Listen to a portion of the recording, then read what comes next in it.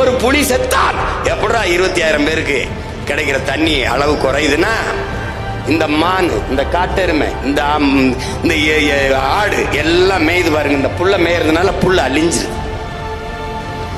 புள்ளின் அழிவில் இருந்து புலி வேட்டையாடி அழிக்கிற இந்த விலங்குகளை வேட்டையாடி சாப்பிட்டு அந்த புல்லை பாதுகாக்குது, விளங்குதுன்னு நினைக்கிறேன்.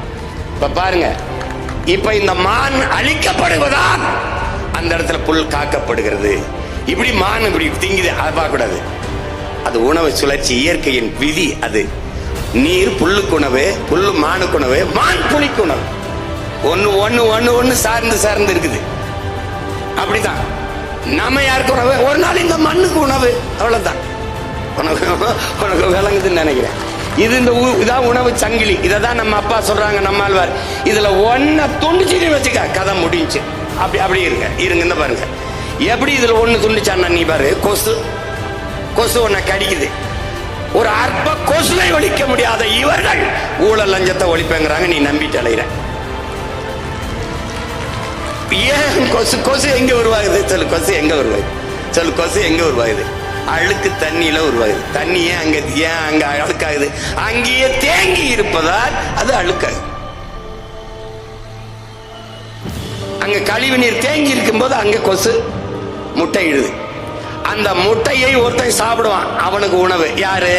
தவக்கலை, அரட்டலை. அவன் புடிச்சு முட்டையை சாப்பிட்டே இருப்பான். நீ இந்த கேடு கட்ட பிளீச்சிங் பவுடரை கொண்டு இந்த அரட்டலைக்கு பயந்து அதுல போட்டு அவனை கொன்னுற. அவன் செத்துறான். கொசு முட்டையை விட்டு சுதந்திரமா பொறிச்சு பல லட்சக்கணக்கா வந்து உன்னை போடுது. அது டெங்குங்குது, அப்புறம் ஊதுறான் சங்கு. அதை நீ போய் சேர்ந்துடுற. இதான் நடந்தது. டெங்குன்னு ஒரு போடு, அதுக்கப்புறம் சங்கு தான் உனக்கு. இப்ப கொசு உற்பத்தியை தடுக்க முடியவில்லை. காரணம், நீ அந்த உணவு சங்கிலிய வெட்டின. தவளைய கொன்ன, அது உணவு போயிருக்கு. எலிய கொன்ன, பாம்பு வந்து.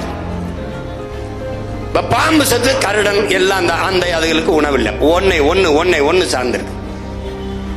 எலி என்ன செய்யும்? பாம்பு என்ன செய்யும்? இந்த பூச்சி இலை இதை புறம் திங்குது பாரு. நம்ம பூச்சி செடியை வெட்டி திங்குதுல பயிர, அதை புறம் எலி சாப்பிடும், அந்த பாம்பு சாப்பிடும். நீ அதை கொன்னவன அது பிரச்சனை. இங்க இருக்கிற ஒன்னு சார்ந்து, இதான் உணவு சங்கிலி. இதை அறுத்துக்கினா உலக சுழற்சி நின்றும் மிகப்பெரிய அழிவை நாம் எதிர்கொள்ள நேரிடும். அதனால இதெல்லாம் செத்து போச்சு, அதெல்லாம் செத்து போச்சேன்னு நீ சாதாரணமா நீ கடந்து போயிட முடியாது.